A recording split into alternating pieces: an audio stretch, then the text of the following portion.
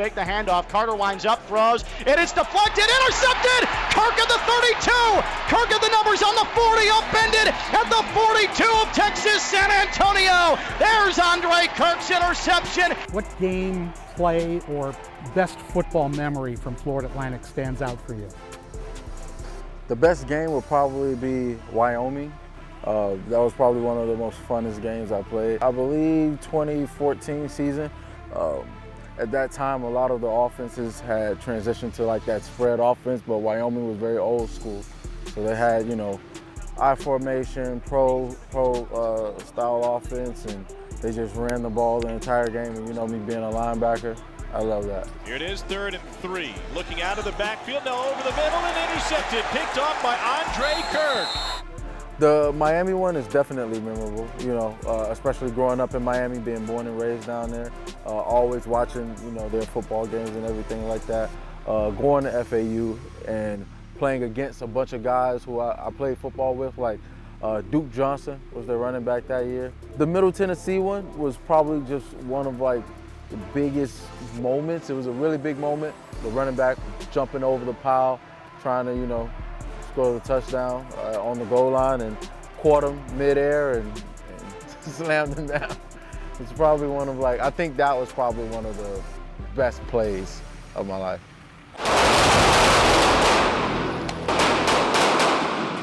Did you always have in your mind that you'd go into law enforcement, or was that something that happened after graduation? Well, I majored in criminal justice, so I did have the idea of doing law enforcement. Especially, I come from like a law enforcement background. I have a bunch of uncles, cousins that are in policing, you know.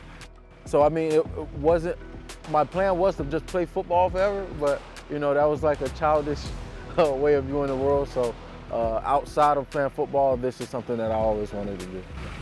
Stand by.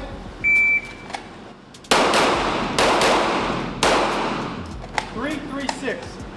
You started off with Florida Atlantic University Police, eventually went to Coral Springs, and now you're part of Coral Swing SWAT. Why did you want to get into special weapons and tactics? For one, I wanted to push myself. I wanted to be a part of a team.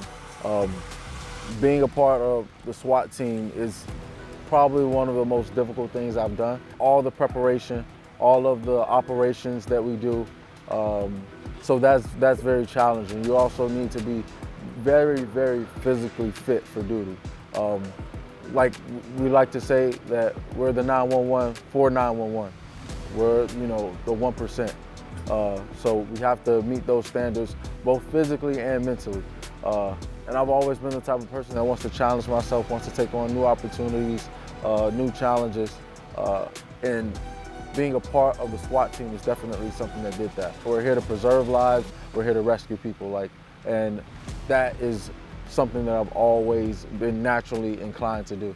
You mentioned physical training. Is it different than training for football? Yes, being physically fit for duty isn't about being as strong as I can or as explosive as I can or as quick as I can. And like football, that's what you want. This is more about endurance. You know, there could be an operation where I have, you know, 50 pounds of equipment on and I have to run a mile with all this equipment, my rifle. So your endurance is probably the most important thing, which I think is kind of different from football. I mean, football, you want to have that endurance, but this is a marathon, not a sprint. Seamless transition. He's a great guy. He fits in real well on the team. You know, and it is a team environment here that we have, and he's fit in really well-liked guy and doing great. It seems like the guys that have been in college athletics and, you know, used to that discipline and hard work and teamwork and striving for a common goal, I feel like they excel in the police work environment. They excel in the SWAT environment. When we're called, we're dealing with really bad people who are a threat to public safety, a threat to the community at large. And we do what we can as far as our preparations, tactics, strategies to make sure that we're ensuring the safety of the public, ensuring the safety of the community by getting these bad people off the street.